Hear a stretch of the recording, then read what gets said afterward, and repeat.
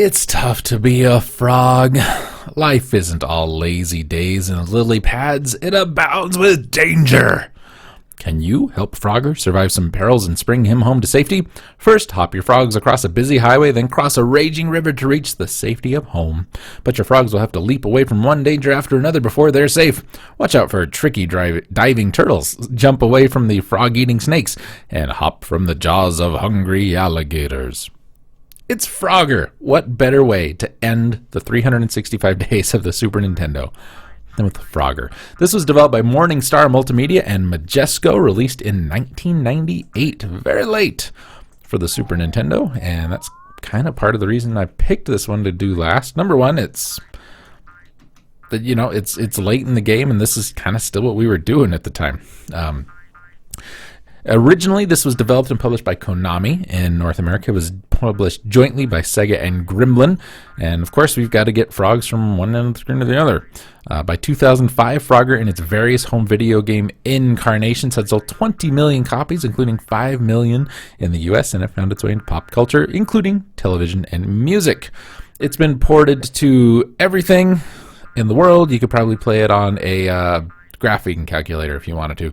Sierra Online got the magnetic media rights and sublicensed them to developers for like the TRS-80 Dragon 32, the Sinclair 1000, the Sinclair 2868, the Atari 2600, the Supercharger had a thing, Commodore 64, Apple II, the 128K Macintosh, IBM PC, TRS-80 color computer.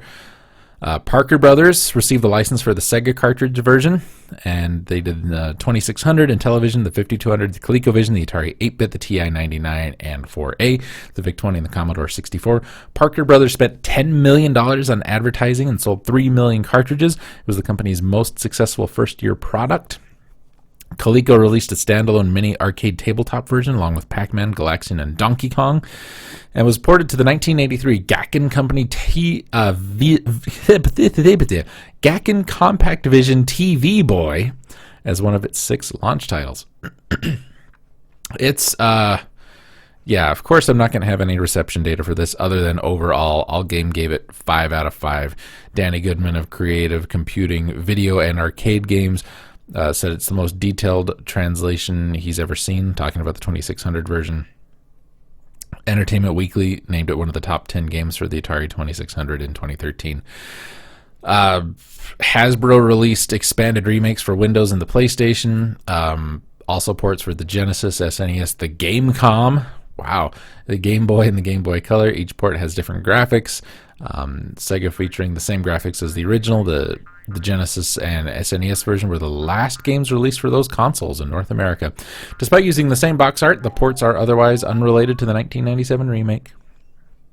And it's Frogger. You know about Frogger. It's just an easy game to sit down and play. And with that, ladies and gentlemen, we close up the 365 days of the Super Nintendo. I hope you had a good time. I hope you enjoyed the series. It's been a fun one to do. I've come across some games that I haven't seen or thought about in a long time. I've kind of come across some games I love.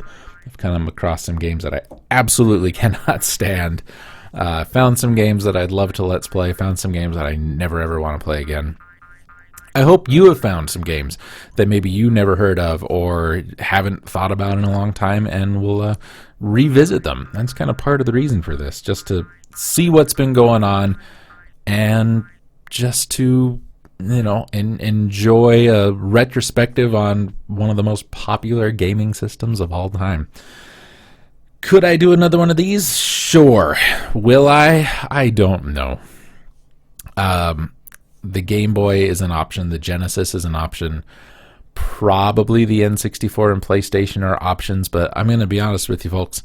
These take a lot of work, and they take a lot of time, and that's why I don't do them more often. There was years between the NES and the 3 Super Nintendo versions, and if I go back to it, I'm gonna put a little more time into the prep. I'd like to have more done and not be doing it while I'm doing it. Does that make sense? Maybe, maybe not. Either way, thank you guys very, very much for watching all of these videos. Thank you for liking and commenting when you guys have. It's super appreciated. If you would like to check out The playlist in full, you can find that at the forums at lowbiasgaming.net, along with the 365 days of the NES. And yeah, whew, boy, I'm gonna take a break and play some video games.